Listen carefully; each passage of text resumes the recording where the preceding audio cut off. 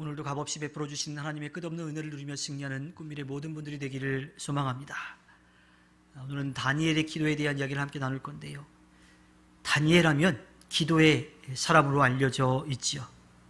물론 그는 당대의 정치가였고 또 하나님의 계시를 받았던, 하나님께서 주시는 지혜를 받았던 그런 예언자이기도 하죠. 그런데 그는 자신의 나라인 그 이스라엘에서 살지 못하고 바벨로니와 또 파사, 페르시아 또 메데 그 시대에 다른 나라에서 그 땅에서 살았던 사람입니다. 비록 자기의 고향은 떠나 있었지만 그 안에 하나님을 믿는 믿음을 가지고 있었던 사람이에요. 그래서 다른 문화를 배우고 다른 언어를 또 익히고 또 다른 나라의 그 이름으로 불렸지만 그 사람은 겉으로는 이스라엘을 떠난 사람이었지만 속으로는 하나님으로 꽉 차 있는 그러한 사람이었죠. 성경이 다니엘의 이 출생 배경이라든지 집안 환경이 어떤지에 대해서 정확하게 알려주고 있지는 않아요. 그런데 그가 이 여호야김 3년에 바벨로니아의 포로로 끌려가게 됐다라고 하는 이야기 가운데 아마도 왕족이나 좀 힘이 있는 그런 귀족 집안의 아들이었을 거라고 그렇게 생각을 해볼 수가 있죠. 비록 나라가 망해서 다른 나라의 포로로 끌려가 있었지만 그는 절망하지 않았습니다. 그는 그 자리에서 하나님의 사람으로서 하나님을 믿고 의지하고 하나님께 기도하면서 하나님께서 맡겨주신 일들을 감당했었지요. 다니엘은요, 그 당시에 포로로 끌려갔지만 총명한 이 왕과 귀족들의 자녀들을 뽑아가지고 교육시키는 그 자리에 함께 있었어요. 그리고 그곳에서 3년 동안 교육을 받고 왕 곁에서 보필하며 지냈습니다.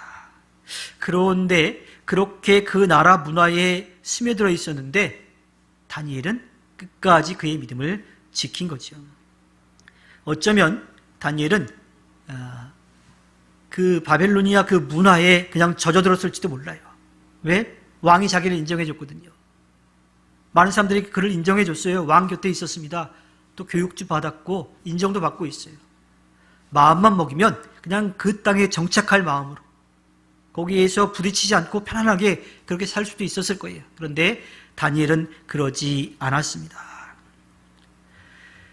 그는 신앙을 지키기 위해서 힘을 가진 나라에서 출세할 수 있는 그 길이 열려있음에도 불구하고 그 길을 걷지 않았죠. 다니엘서 1장 8절에 보면요, 다니엘은 왕이 내린 음식과 포도주로 자기를 더럽히지 않겠다고 마음을 먹고 환관장에게 자기를 더럽히지 않을 수 있도록 해달라고 간청하였다라고 이야기합니다. 우리나라도 일제강점기 시대 때에 민족 정신, 민족 말살 정책을 통해서 우리의 말 못 쓰게 했죠. 우리의 문화 못하게 했어요. 그리고 일본 제국주의 문화를 계속 강요했고 또 창씨 개명을 했죠.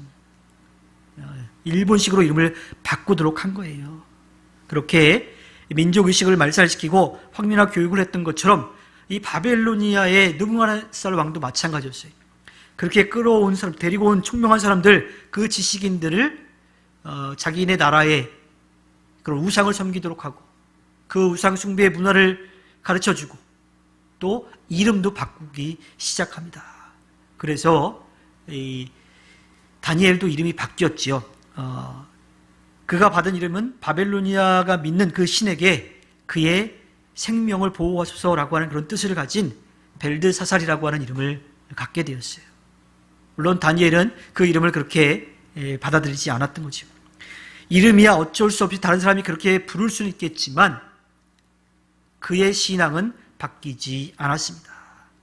그 신앙을 지키기 위해서 우상에게 제사 지냈든 혹은 하나님께서 하라고 하신 방법이 아닌 부정한 방법으로 잡은 그 고기를 그는 먹을 수가 없었던 거예요.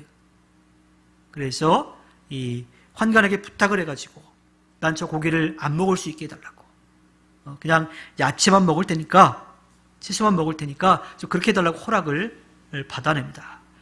그렇게 열흘이 지났는데 하나님께서 그 신앙을 지키려고 했던 다니엘과 그의 친구들을 지켜주셨죠. 다니엘서 1장 15절에 보면 열흘이 지났을 때에 보니 그들의 얼굴빛이 왕이 내린 음식을 먹은 젊은이들의 얼굴빛보다 좋고 건강하여 보였다. 또 17절에 보면 하나님은 이 네 젊은이들이 지식을 얻게 하시고 문학과 학문에 능통하게 하셨다. 그 밖에도 다니엘에게는 환상과 온갖 꿈을 해석하는 능력까지 주셨다. 나중에 이 꿈 해석을 통해서 이 다니엘이 그의 신앙도 지키고 또 느부갓네살 왕도 하나님이 어떠한 분이신지를 알 수 있도록 해주죠. 그런데 사실 왕이 내려주는 그 음식을 먹지 않은 일은 굉장히 위험한 일이었습니다. 왕이 내려주는 것 감사한 마음으로 먹어야 되는데 나는 부정한 거기 때문에 왕이 줘도 난 안 먹겠다라고 한 거거든요. 이게 사실 왕의 성의를 무시하는 것처럼 보여서 왕의 심기를 건드릴 수 있는 그러한 상황이었죠. 그럼에도 불구하고 다니엘은 자기의 신앙을 철저하게 지켰고 그렇게 지켜갔을 때에 하나님께서 그를 지켜주셨습니다. 다니엘과 그 친구들이 그 신앙을 지켰을 때에 고기를 잘 먹은 사람보다 더 건강한 그런 몸을 주셨어요. 또 능력을 주셨죠. 특별히 다니엘에게는 꿈을 해석하는 그런 지혜도 주셨습니다. 자, 시간이 좀 지났어요. 느부갓네살 왕이 오른 지 2년이 되던 해에 이상한 꿈을 꿉니다. 근데 어떠한 꿈을 꿨는지 기억이 나질 않아요. 우리도 가끔 그럴 때 있죠. 꿈은 분명히 꿨는데 어떤 꿈인지 기억이 안 나. 알고 싶은데 자꾸 생각을 해도 오히려 더 기억이 안 나는 것 같아요.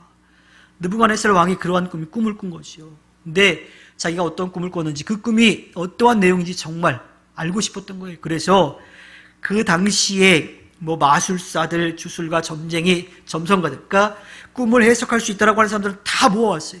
다 모아가지고 자기의 꿈을 해석해달라는 거예요.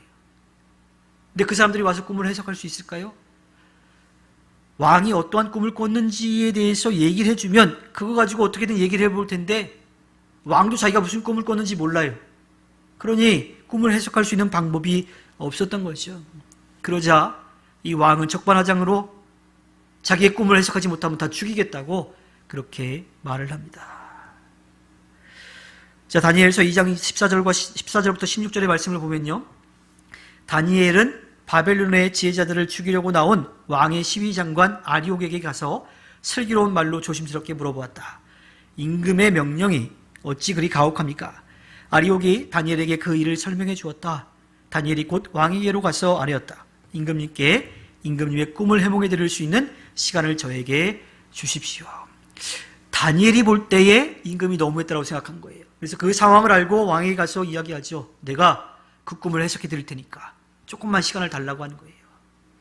우리는 여기에서 다니엘의 겸손함, 또 다니엘이 하나님을 믿고 있었으니까 얼마 정도, 어느 정도? 그러니까 정말 하나님을 믿고 있었다라고 하는 것을 우리가 알 수가 있어요. 왜냐하면 이미 하나님께서 그에게 꿈을 해석할 수 있는 지혜를 주셨잖아요. 어쩌면 그가 바로 그 자리에서 그 꿈을 해석해 낼 수도 있었을지 몰라요. 근데 다니엘은 그렇게 하지 않았습니다. 자기에게 능력이 주어져 있지만 우선은 왕의 꿈을 해석하지 못해가지고 죽을 수밖에 없는 사람들을 살리고 시간을 벌어준 거죠. 그리고 자기 친구들과 같이 가서 기도하는 거예요. 다니엘서 2장 17절부터 18절 말씀에 그 다음에 다니엘은 집으로 돌아와서 자기의 친구 하나냐와 미사엘과 아사랴에게 그 사실을 알려주고 그 친구들에게 말하였다. 너희와 나는 다른 바벨론의 지혜자들과 함께 죽지 않도록 하늘의 하나님이 긍휼을 베풀어 주셔서 이 비밀을 알게 해주시기를 간구하자. 죽을 수 있는 사람들도 살리고 정확하게 하나님의 뜻을 구하자라고 같이 기도하자고 와서 기도하는 것이요. 다니엘은 자신을 시기하고 질투했던 사람들까지도 사랑하면서 그들을 살릴 수 있는 방법을 찾았습니다. 그리고 그렇게 기도하고 난 다음에 다니엘서 2장 27절과 28절에 보니까 다니엘이 왕에게 대답하였다. 임금님이 물으신 비밀은 어떤 지혜자나 주술가나 마술사나 점성가도 임금님께 알려드릴 수 없습니다. 비밀을 알려주시는 분은 오직 하늘에 계시는 하나님뿐이십니다. 하나님은 느부갓네살 임금님께 앞으로 일어날 일이 무엇이라는 것을 알려주셨습니다. 임금님의 꿈, 곧 임금님께서 침대에 누워있을 때에 머릿속에 나타난 환상은 이러합니다. 그래서 4개의 시대의 나라의 흥망성쇠에 대한 이야기들을 쭉 풀어주는 거죠. 근데 가장 중요한 건 뭐예요? 다니엘이 하나님께 가서 기도하고 그 응답을 받아왔다라고 하는 거예요. 느부갓네살 왕이 어떤 꿈을 꿨는지도 기억하지 못했는데 다니엘이 그 꿈을 다 떠올리게 하고 그 꿈이 어떤 것인지 알려줘요. 그 꿈은 하나님께서 그 나라와 왕들을 충원하신다라고 하는 이야기였습니다. 자, 그 이야기를 들은 느부갓네살 왕이 다니엘서 2장 46절과 47절에서 이야기하지요. 느부갓네살 왕이 엎드려서 다니엘에게 절하고 예물과 향품을 그에게 주도록 명령을 내렸다.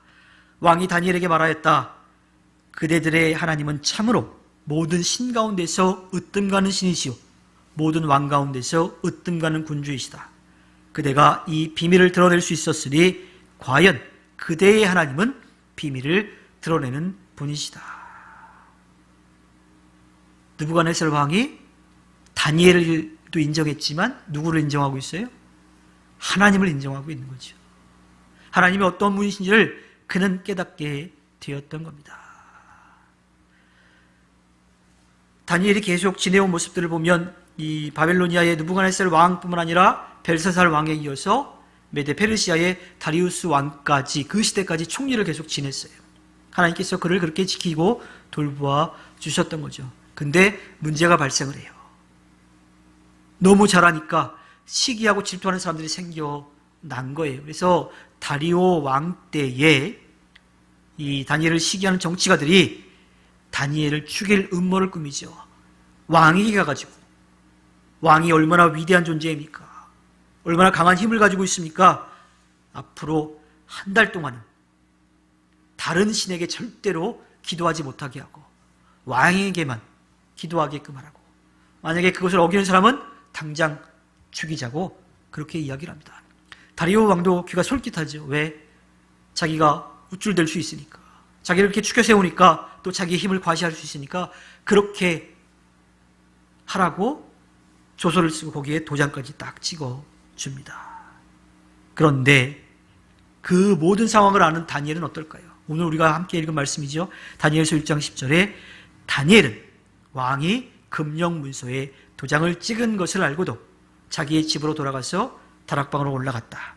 그 다락방은 예루살렘 쪽으로 창문이 나 있었다. 그는 늘 하듯이 하루에 3번씩 그의 하나님께 무릎을 꿇고 기도하며 감사를 드렸다. 왕이 다른 신에게 기도하지 말라고 했는데 다니엘은 늘 하던 대로 자기 집에 올라가서 예루살렘을 향해서 하루에 3번, 그것도 조용히 숨어서가 아니라 내가 기도하고 있다라고 하는 것을 뭐 보여주려고 하는 건 아니지만 그 전에 늘 하던 대로 소리를 내어서 기도를 했겠죠. 자기가 죽을 수도 있다라고 하는 그 상황을 분명히 알았어요. 왕이 그렇게 금령에 도장을 찍은 것을 알았어요. 그럼에도 불구하고 다니엘은 그 신앙을 지켰어요. 왜? 왕이 두려운 존재가 아니라 하나님을 인정했기 때문에 그 하나님 앞에 진실하게 서려고 노력했던 거지요. 결국 다니엘은 그렇게 기도하다가 굶주린 사자굴에 던져졌습니다. 그러나 하나님께서는 그때에도 다니엘의 기도를 들으시고 그를 지키고 보호해 주셨죠. 사자굴에 천사를 보내셔서 다니엘을 굶주린 사자들로부터 지켜주셨습니다. 그것을 본 다리오 왕은 어땠을까요? 다리우스 왕은 다니엘서 6장 27절에 그는 구원하기도 하시고 건져내시기도 하시며 하늘과 땅에서 표적과 기적을 행하시는 분 다니엘을 사자의 입에서 구하여 주셨다. 그가 하나님을 인정하는 거죠. 자, 오늘 다니엘의 이 이야기들을 함께 나눴습니다. 다니엘은 포로로 잡혀가 있는 상황이었지만 그는 그 신앙을 버리지 않았어요. 자기를 시기하고 질투하고 자기를 죽이려고 했던 그 사람들마저도 사랑했습니다. 자신을 드러낼 수 있었는데 겸손히 자기를 낮추고 하나님의 영광을 드러냈던 거지요. 그리고 다니엘은 또 기도합니다. 다니엘서 9장 2절에 곧 그가 통치한 첫 해에 나 다니엘은 거룩한 책들을 공부하면서 주님께서 예레미야 예언자에게 하신 말씀 곧 예루살렘이 70년 동안 황폐한 상태로 있을 것을 생각하여 보았다. 포로로 끌려왔죠. 근데 아마 잊고 있었던 것 같아요. 그러니까 완전히 까맣게 잊었다라기보다는 그냥 그걸 생각하지 못하고 있었던 것 같아. 그가 예레미야서를 읽으면서 무엇을 깨닫게 돼요? 하나님을 예배했던 장소, 하나님을 만났던 그 장소, 하나님이 함께 하시다는 그 장소가 지금 무너져 있구나라는 것을 다시 한번 생각하게 되고 그것에 대한 안타까운 마음으로 기도를 합니다. 그런데 그 기도는 다니엘에게 기대와 소망을 주는 그런 기도였어요. 비록 무너져 있지만 하나님께서 약속하신 대로 70년 지나면 다시 회복시킬 것이라고 하는 기대와 소망을 가지고 나라와 민족을 위해서 기도한 겁니다. 오늘 우리가 함께 나눈 다니엘의 기도, 우리도 한번 좀 생각해 보아야 합니다. 기도의 사람 다니엘의 신앙을 본받아야 합니다. 자신의 상황과 형편이 어떠하든지 하나님을 믿고 의지하며 또 삶에 어려움이 생길 것을 알면서도 그 신앙을 지켜가는 모습이 필요합니다. 물론 방법적으로는 좀 달라질 수는 있어요. 문제가 생길 수 있는데 막 가서 부딪힐 필요는 없지요. 싸우지 않고 다투지 않고 부드럽게 그 상황을 모면하고 바꾸어 나가고 가장 중요한 건 이 보이지 않는 곳에 우리의 믿음, 하나님을 인정한 그 믿음만은 절대로 변하지 않아야 하는 겁니다. 비록 모양은 달라도 우리의 모든 것을 아시고 지키고 돌봐주시는 하나님을 믿고 나아가서 하나님 앞에 기쁨을 드려야 합니다. 그렇게 기도하고 맡기고 세상이 아니라 하나님을 인정하여서 하나님 앞에 기쁨을 드리는 꿈미래 모든 분들이 되기를 주님의 이름으로 부탁드립니다.